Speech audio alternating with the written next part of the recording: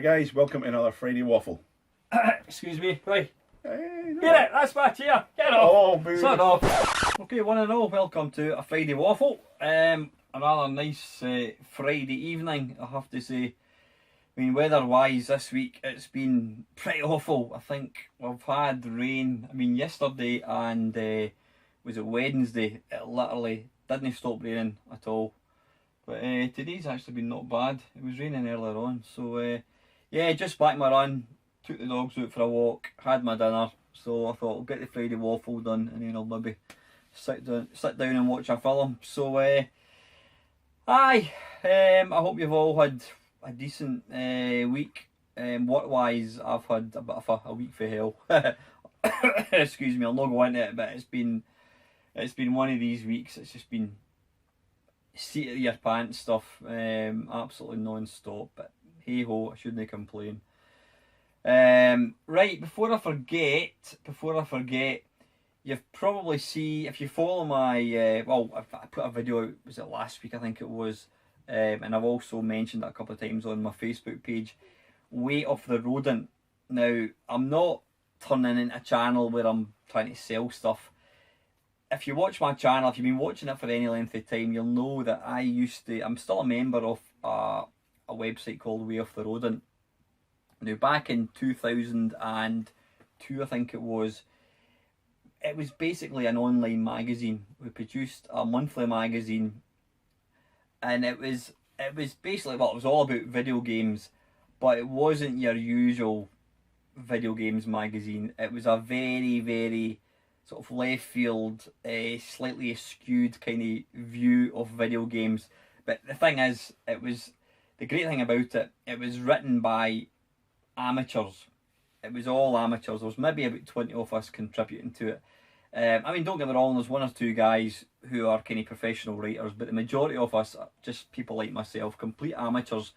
So it was amazing to get an outlet for things. I mean, it had never crossed my mind about trying to write something for somebody else to read. I mean, why would people find that interesting? But as it turns out, you know, we all put our, you know, made articles, we put articles together, different things, images, stories, you know, anecdotes, you name it, anything about gaming, some wonderful features and, you know, stuff that's in it.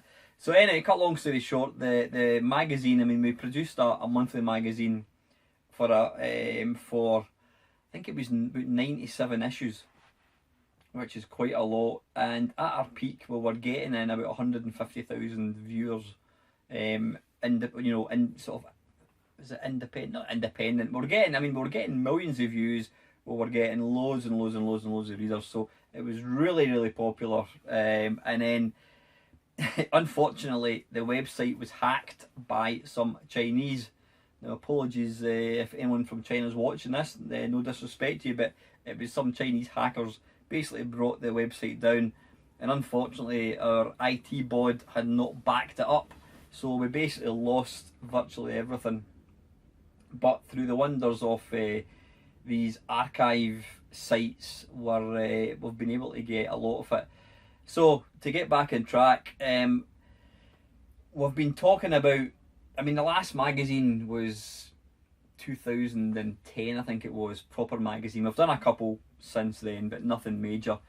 But since then, we've been talking about, we've all said how it'd be fantastic to be able to read these articles. It was all online, but to actually have them in print, I think would make a really, really excellent magazine. So a couple of the guys, the clever guys, IT guys, and a guy he's actually written books himself, they've come up with this Kickstarter thing. So to get it funded, we need to raise £14,000.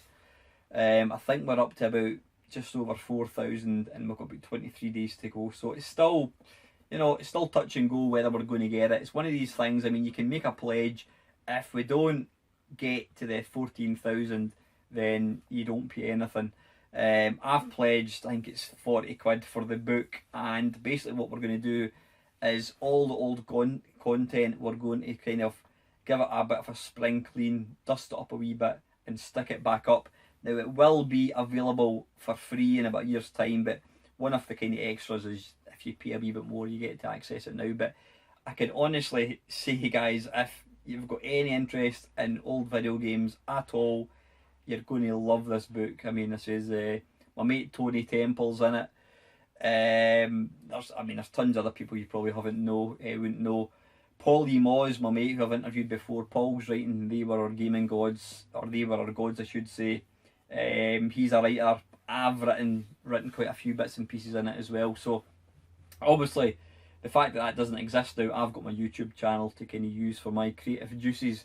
But it's great fun writing for it. I do miss that, but you know, not that I have the time to do it now. But honestly, guys, I'll put another link just below. Please go and check it out. By all means, watch the video. I mean, Rich and Rocky, the two guys that put together the video, it's entertaining. You'll see what I mean. Go and watch the video. But honestly, 25 quid will get you an absolute quality coffee book. If anybody is old enough, you may remember Mr. Biffle, who used to write for, he wrote for Teletext. Now, if you don't know what Teletext is, it was the internet back in the 80s, early 90s.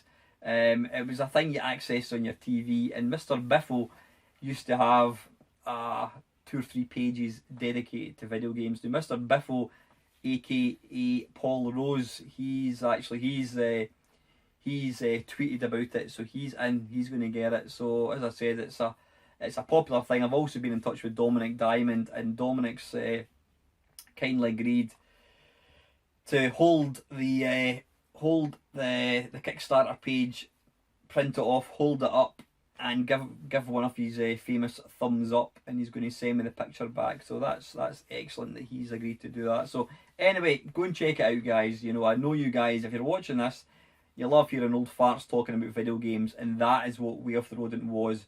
It was old farts talking about video games in a very unique style. Really entertaining, so go and check it out. There was something else I was going to mention, I can't for the life of me think what it was. It might come at me. Anyway, not to worry. Right, I was watching a video by T-Rex Space Station, Ben, and one of the videos he was putting out is, are you embarrassed to play games in public? Now, I think what he was kind of talking about, well, there's different ways of playing games in public. He was talking about, I think he used to be particularly good, was it Street Fighter or something he used to play, actually playing games in front of a crowd. Now, I've never had that honour because I'm quite frankly shit at games compared to most people, so I would certainly never be in a position to be playing games in front of people. But the only time I can see I do that is at the computer club. You know, we've got all these different machines, and I'll maybe fire up Terra Cresta 1942 Berserk, and you know, people will be watching you play it, and I certainly don't have an issue playing games in front of people. I think if I was playing, say for example, I'd been in like Games Master, you were actually on TV, I can imagine the nerves would possibly get the better of you, because you're obviously trying to do well, sort of thing. But one of the other points Ben was talking about, he was saying that he gets embarrassed playing handhelds in public. Now, I've got to say, I'm quite similar to that. I don't have any issue talking about video games to people. You know, I'll quite happily tell people that I'm into video games, you know. So I don't have an issue with that at all. I mean, how could I be embarrassed about video games when I'm bloody on YouTube? You know, I'm out there in the internet land where anybody can watch this. So I don't have a problem like talking about video games or even playing them for a video channel. But I've never ever felt easy about like whipping out a handheld when I'm waiting in a doctor's room or in a bus stop. Not that I've got a bus for years, or a train station, or on a train. It's not something I would really think about doing. Am I embarrassed about it? Possibly. It's kind of bizarre because, like I said, I'm quite happily talk about it, but I think it's something else actually being seen doing it. So saying that, when I've been on an aeroplane going on holiday, I've taken along handhelds and I don't have an issue. So it seems for me it's more the time and place. If I was going on a long journey, I don't think I would have an issue playing a video game. I mean, I think I was playing when I went down to London. I was playing my Nvidia Shield Portable. But if I'm on a train journey for 20 minutes, I wouldn't ever start playing a game. But then, you know what, that kind of possibly ties into my hatred of people being glued to their phones in public. You know, you go to any public place, like a train station, on a train, a bus, anywhere at all, a cafe, a pub, all you see are people sitting tapping away on their phones.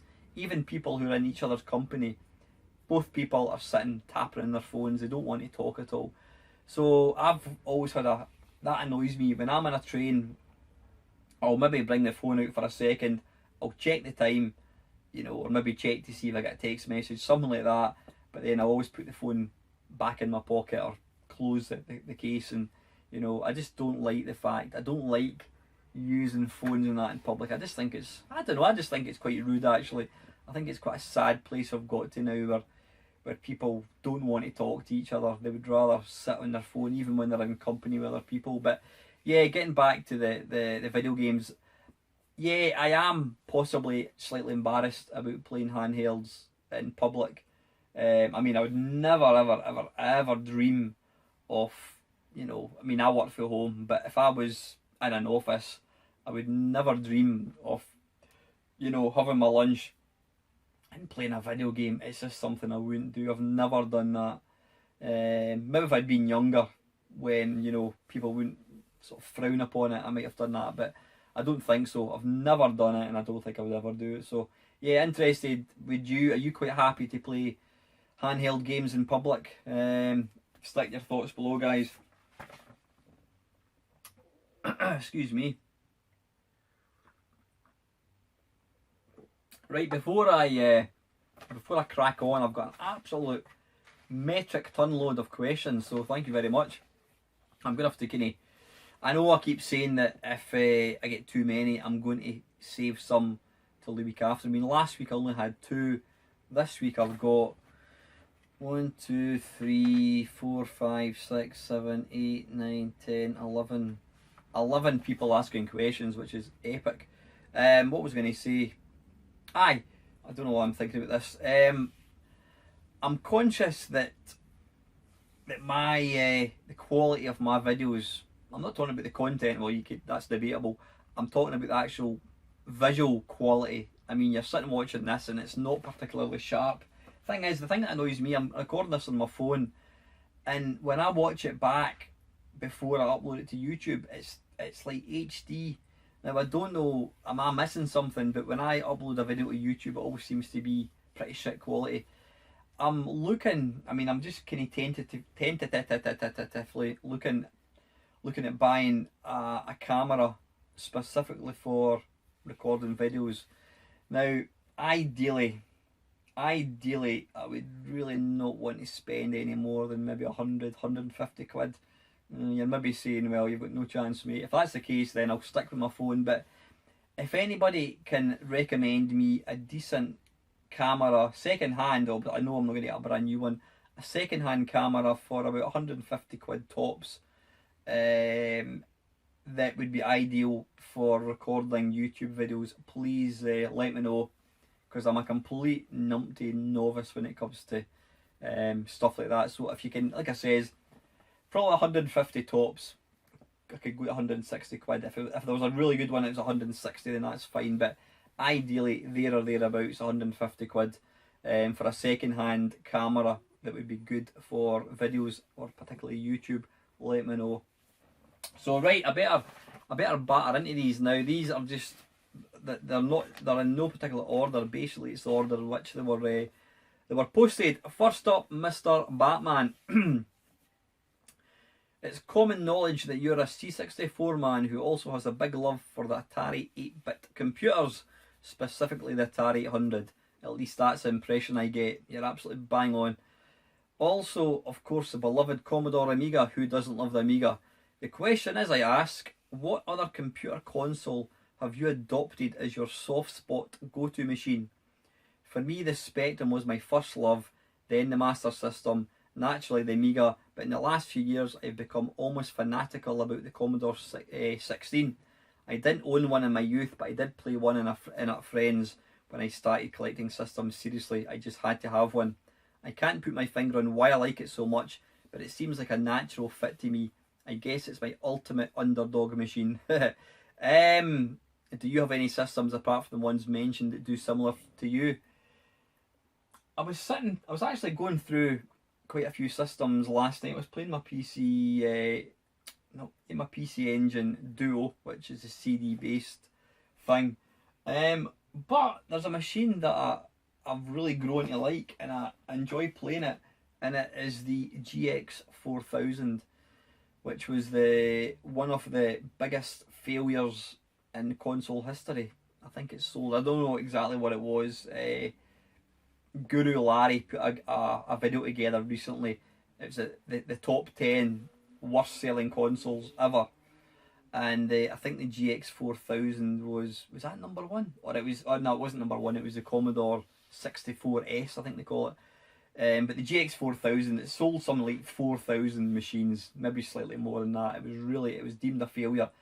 The biggest problem being is when it came out, the Mega Drive was out, the SNES was out, it didn't stand a chance. So there was only 23 games, I think, released for it. But through the wonders of very, very clever people, now I have done a look at this before, there's a couple of guys on one of the Amstrad forums, and what they've done is they have converted the Amstrad CPC 464 computer games to run on this console. They've, the console it's like a little NES controller. It's got the gamepad. Has it got the start and stop, or has it got two buttons? It's a very, very shit controller. But these clever guys have adapted games to work with this. So currently I think I've got about 600 Amstrad games on that GX 4000. I mean, I did own an Amstrad proper computer, but the problem being is I didn't have any room for it, so I never used it, and I very, very reluctantly sold it. But it's fantastic being able to play these again. So I've been using that. I've been playing that a lot.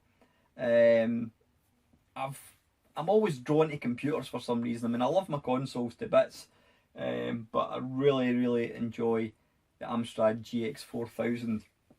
I mean, I'm a massive Spectrum fan as well.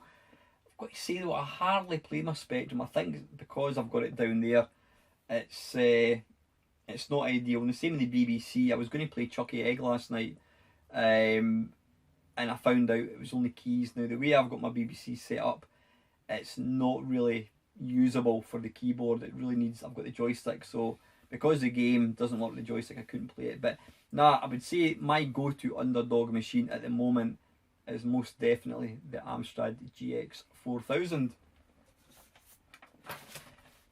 Excuse me. Also, what is your best free gift which was stuck to the front of a computer console magazine? Mine is your Sinclair's tape giveaways of Road Race and Batty. Great games that I still enjoy to this day. Well, Batty is a cracking game. It's probably the best bat and ball game certainly on the Spectrum, possibly even 8 bits. My favourite present, you know what I'm going to go for? I don't even have it anymore, but I loved it to bits at the time. It was I think it was C&VG, Computer and Video Games.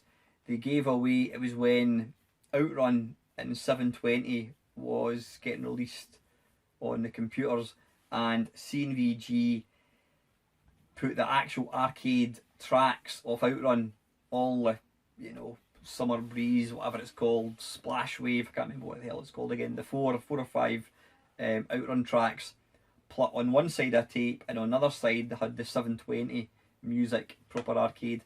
And that was when I had my first car, and I thought I was the king of the the king of whatever you want to call it.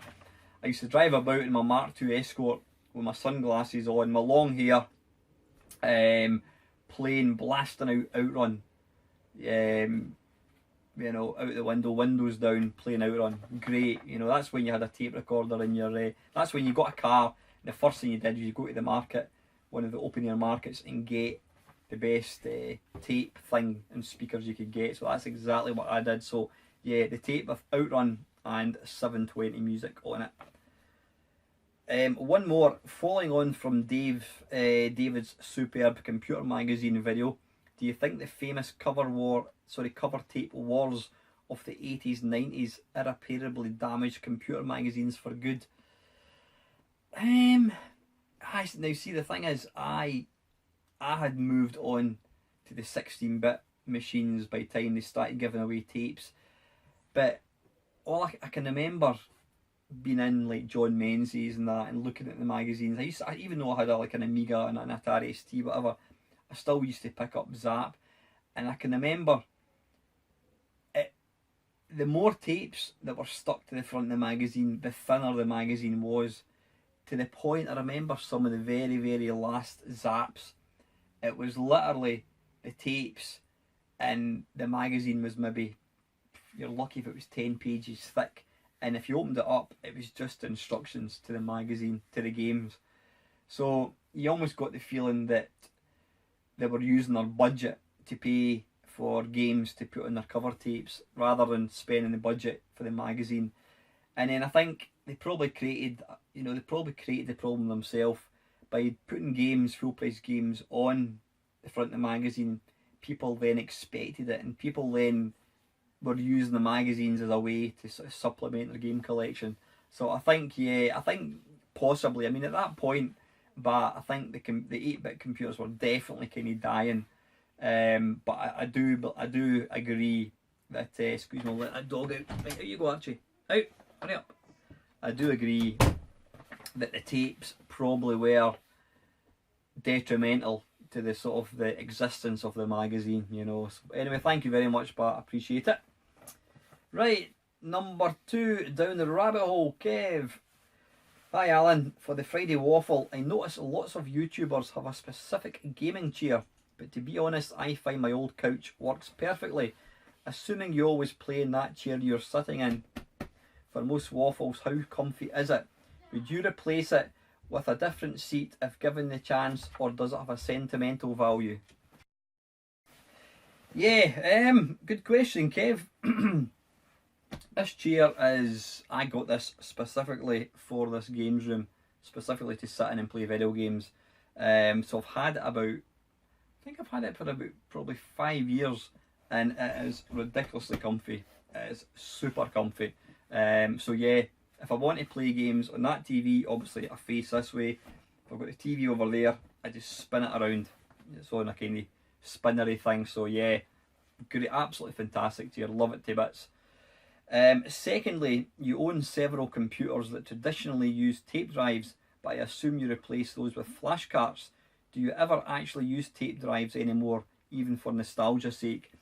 I've got these things for the Spectrum, I've got them for the BBC, Atari. The only one that my Commodore 64, I've got a cartridge called the Ultimate 2 cartridge. It's a fantastic cartridge. It allows you to load discs, it allows you to load cartridges, it plays SID tunes, it also loads tapes. Now when you load a tape, it'll load at normal speed. So if you load up like a US Gold game, you get all the music and that kind of stuff. Now I do quite a lot. If I'm playing a game in the Commodore 64, I'll load it off tape. Even though I could load it in, you know, a split second, I sometimes like to sit through 3 or 4 minutes of the flashing lines with the music, just for the nostalgia point of view, which is quite sad, but that's me. So yeah, I absolutely do, but I must admit, I don't ever use a tape drive because I've got all the games on that thing. So yeah, but I definitely do that, Kev. It's just another part of this hobby. It's about enjoying the experience of, you know, the old systems. Thirdly, do you always use original controllers for all your consoles, or do you use any third-party controllers? I don't mean custom control panels like your Robotron. I mean, do you replace any console controllers with a brand from another company? Aye, you're talking about like third party controllers. Um, no, I think I've got quite a few third party controllers, but I always try and use the original, just because it's original and it's the best. It feels the best. I know some of the third party ones have like auto fire and that kind of stuff, but I always like to use the original. If I'm using real hardware, I prefer to use the original controller as well. So finally, how do you capture your footage? Since I just point my camera at the TV the old fashioned way, I'm always interested in capture solutions. Well, obviously I'm doing the Friday Waffle, I point my phone, I'm just using my phone here. In fact, it might have been that question that prompted me to think about getting another camera. When I'm making a video, like a gameplay video, I've got a piece of software called Camtasia, and it does a kind of screen capture. So I use that for for most of my kind of game captures, you know, when I'm doing my arcade perfects and that, because it's a lot simpler. Now I know some people aren't keen on that because you're using emulators, and as I've found out, some emulators aren't always the greatest. I mean, I've featured some games for like the Atari ST and Amstrad, and people have said to me that I've criticised them because the games maybe are jerky or whatever and don't run that well. Then people will say to me, well, if you used the original hardware, you would find out that it actually works fine. So I do, if I'm making a one-off gameplay video, like when I'm featuring anything on my Dreamcast or my Saturn or the 3DO, I always use proper hardware, and I just point the camera or my phone at the TV. If I'm making maybe a Spectrum one, I tend to use emulators, but where I can, I prefer to point the camera at the screen, because that way you might not get the best quality, but you're getting an authentic gameplay. So yeah. So anyway, thank you very much, Kev. Appreciate it. Next one, Paul K. Hi Alan, any plans to go to play Expo Glasgow next weekend? Did you go to play Expo Glasgow in 2016? And do you think these events compare favourably with the more established retro events in England? Yeah, Paul, I think I mentioned actually, I did go to the one last year, really enjoyed it. I mean, it's only, you know, half an hour away as opposed to like 6 hours away. Really enjoyed it. Just spent all day playing arcade games. Met a few guys that I've kind of met through YouTube as well, which was excellent. I am going to this one next week. I'm going with my daughter. She's wanting to go as she's dressing up for cosplay, so that'll be interesting.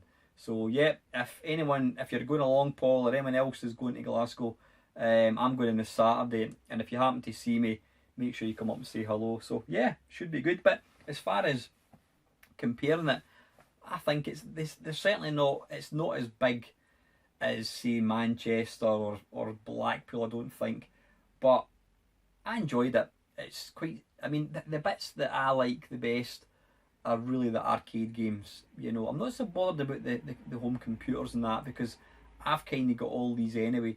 But certainly arcade games, that's the main reason I kind of go to these things. And because it's quite intimate, I got a chance to play a lot more.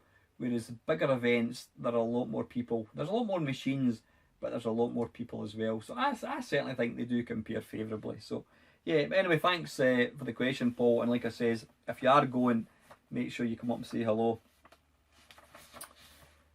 Mark the Morose. I'm always interested in these names. Are there any games you fondly remember from your past that you can't really play now because they're either two-player only, or you lose a lot of the fun single player against the computer or console? Two examples from my own experience: Combat on Atari VCS. I used to have fun in that, in the tank games, especially with the bouncing bullets. On the Amiga, Barbarian by Palace. Me and a mate were always trying to either headbutt or decapitate each other. However, being Billy No Mates today, Barbarian is less fun, and I can't play Combat at all. Yeah, absolutely spot on, Mark. I mean, I was talking about that in a video recently. Was it last week's Waffle? I think it was, about not being able to play two-player games. I miss that. I miss that aspect. One of my favourite games, which I loved playing two-player against, was Sensible Soccer, and the second one was Rocketball on the Commodore 64. If you don't know what Rocket Ball is, I'll stick a wee link up there. Hopefully I'll try and remember and actually do it. Rocket Ball is an excellent game, but it was a 2-player game.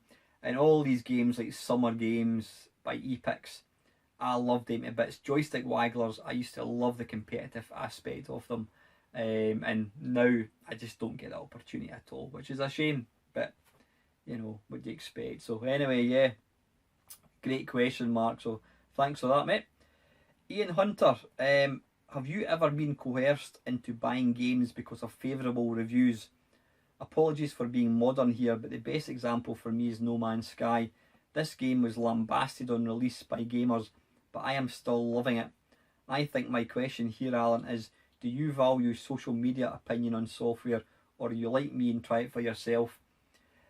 Because I don't buy many games now, Ian, I don't kind of go looking for games, and you know, a lot of games I completely miss. So generally the only time I'll go and buy a game, a modern game, is if I've seen a video of it or somebody's going on about it. I mean, that's how I end up buying Resident Evil 7. There's various other games, but generally I'll see a YouTube video of it getting played, or some people will be talking about it in the forum, and I'll think, yeah, I'll go and buy it. In the olden days, I would have bought games because I thought, well, I'm going to buy that regardless. But I've got to say, generally, I don't go looking for games to buy, but generally, if I hear a lot of people saying this game's the best game ever, then I'll have a look at it and I'll think that looks good. So yeah, I probably don't jump in and buy a game just because I think I might like it. I generally will check it out to see if it's something worth buying. So yeah. Anyway, Ian, thanks very much for your question, mate. Lurch 666444. What do you think about ARMS for the Switch? Could it be another Nintendo masterpiece? Are you thinking about getting it?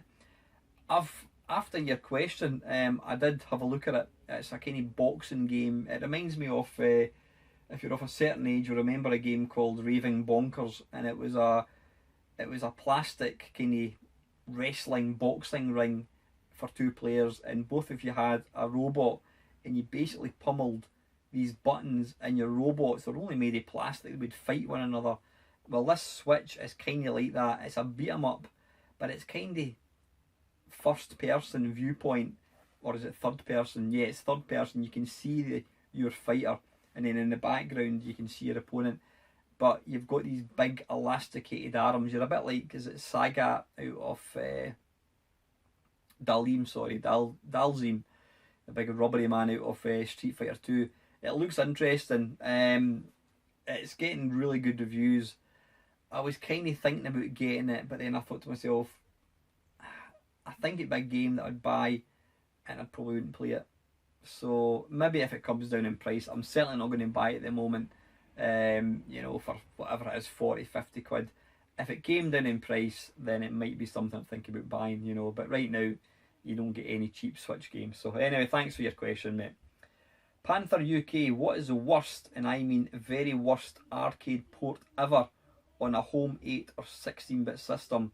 And what would you say the best one is in terms of being almost indistinguishable from the arcade? The worst arcade conversions, there's been quite a few. Blimey, I'm trying to think. I mean, Outrun on pretty much every machine was a pile of shite. There wasn't really a good version of Outrun at all until you got to like the Sega Dreamcast or the Sega Saturn. So yeah, most of them were absolutely garbage. I'm trying to think of 8-bit conversions. There was a game, was it Quartet? It was a kind of unofficial sequel to what do you call it, Gauntlet. It was a side-on platform game, but it was like simultaneous 4 players, and I remember it looked shite. It was absolutely woeful, a terrible game. Other terrible conversions, I mean, the C64s had some horror shows. Chase HQ, Hard Driving are awful, absolutely awful. As far as amazing arcade conversions go, I mean, well, Silkworm, which I featured last week on the Amiga, is an amazing conversion. Buggy Boy on the C64 is an incredible conversion. Renegade on the Amstrad is an excellent version. Virtually indistinguishable. I mean, I would say most of the R-types, I've not seen a bad version of R-type on any machine at all, and that includes the Game Boy. So R-type and Rainbow Islands and even Bubble Bobble as well, all had top-notch conversions. I mean, especially the Amiga, the Atari ST, the conversions of these, like Rainbow Islands, they were almost arcade perfect. Probably my favourite arcade conversion on the Amiga would be Rodland. It is a stunning conversion, and if anything, I would say it's even better than the arcade, because the arcade one slows up. It does it on real hardware, whereas the Amiga one doesn't. So yeah, that's another cracking conversion. So yeah. So anyway, thank you very much, Squire. 20th Century Gaming. You've been around the gaming scene since your airport introduction a long time ago. It would interest me to know what music and fashion travelled with you through the mid-70s and then 80s as you played the video game movement. Were you a punk, skinhead, casual, new romantic, naughty boy, rock lad?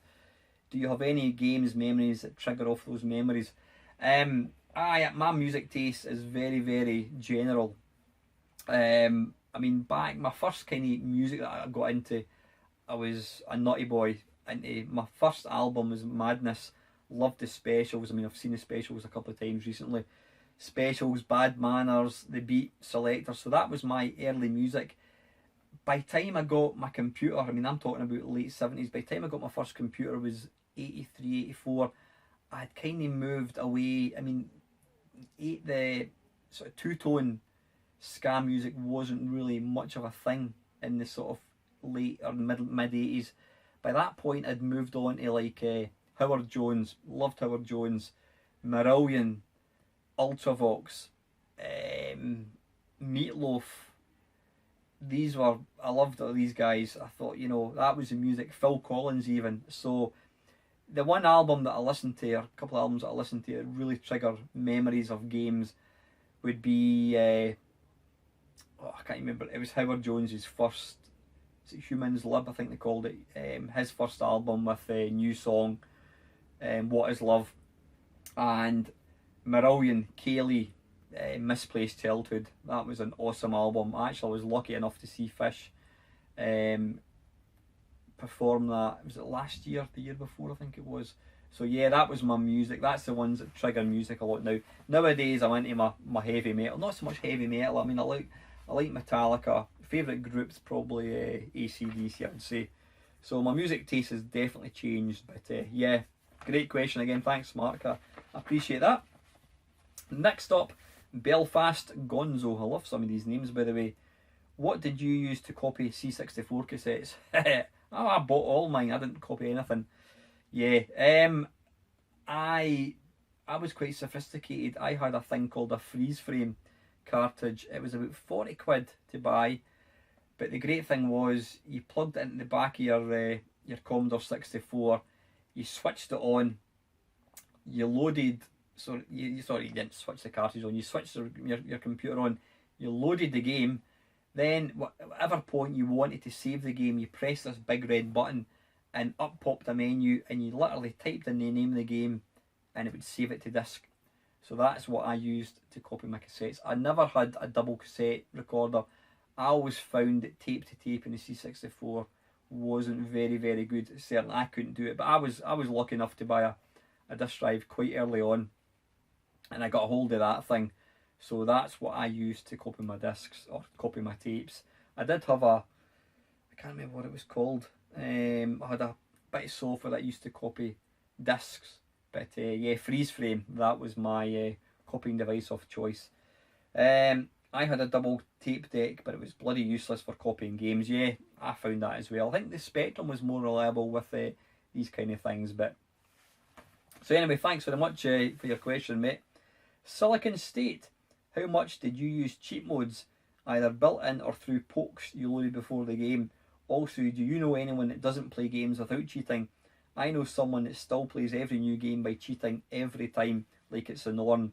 It seems like a complete waste of time, a game to have maximum everything and just walk through it. No strategy, challenge or enjoyment. Opinions.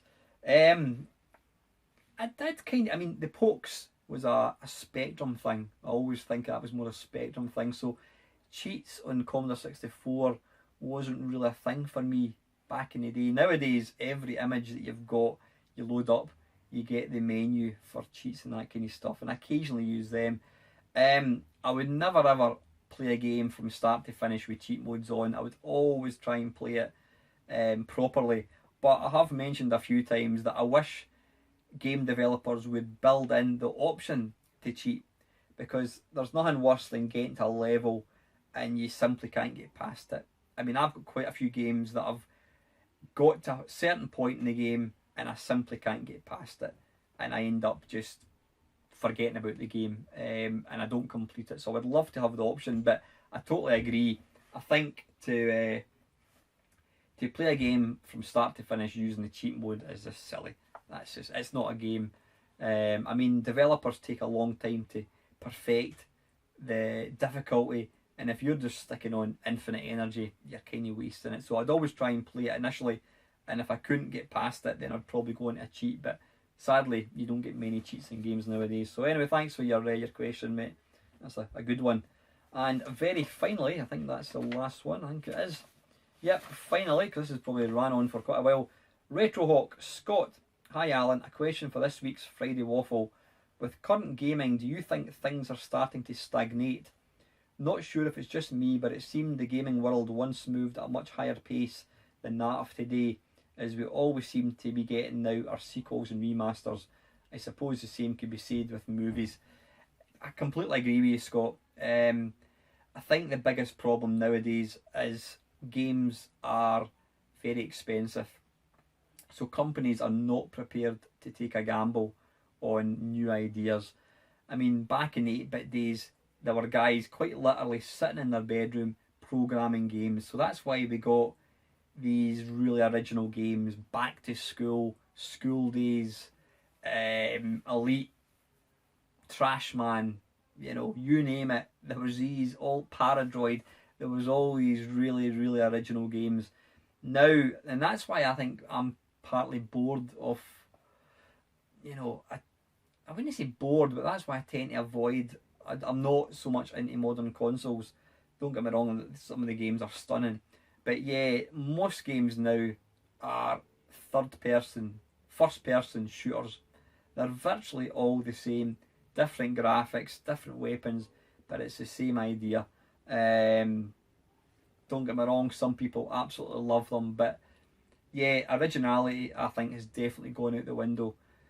And I think it's definitely down to the fact that companies, they would much rather bring out another Call of Duty or Battlefield or whatever it is, a new Halo, and it'll just be more of the same because they know it's going to sell. They're not going to go and bring out some radical new game style because they're not prepared to take the chance. And I do understand that. I can completely understand that. If I was a big business and I had a budget of like 30 million, would I bring out a game that I know is going to make me money, or would I take a risk and bring out an unusual game? Possibly not, because at the end of the day, these game companies are in it just to make money.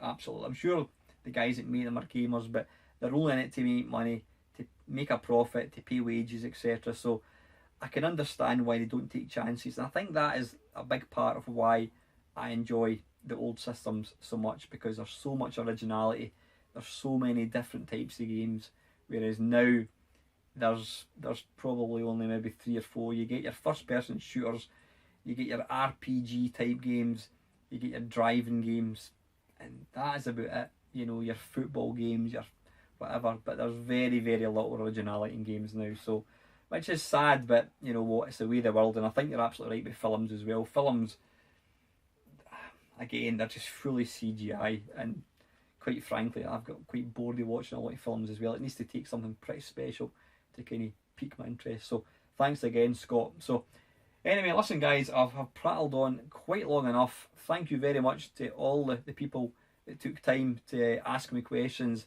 I keep saying it and I mean this, but the feedback that I get from everybody is absolutely awesome.